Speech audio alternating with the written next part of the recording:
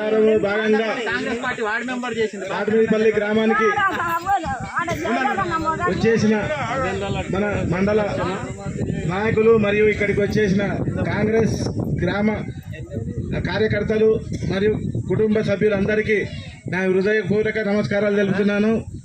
మొన్న మన అసెంబ్లీ ఎన్నికల్లో మన రేవంత్ రెడ్డి గారిని అత్యధిక మెజారిటీతో 33,000 మెజారిటీతో మనం గెలిపించుకొని ఆయనని ముఖ్యమంత్రిగా చేసినాము. ఈరోజు ఇలాగే మన ఎంపీ అభ్యర్థి మన రేవంత్ రెడ్డి బలపరిచిన డాక్టర్ చల్లా వంశీధర్ రెడ్డి గారిని కూడా అలాగే మనం అత్యధిక మెజారిటీతో గెలిపించాలి. మొన్న ప్రతి ఒక్క కార్యకర్త ఇంటింటికి వెళ్ళి బాగా ప్రచారం చేసి 33,000 మెజారిటీ తెచ్చిండ్రు. అదే ఇప్పుడు మెజారిటీ మనం డబుల్ 66,000 మెజారిటీ తీసుకెళ్ళి మనం రేవంత్ రెడ్డి గారికి కానుకగా బహుమతి ఇచ్చి ఈయనని సెంట్రల్ గవర్నమెంట్లో మినిస్టర్గా చేయాలని మన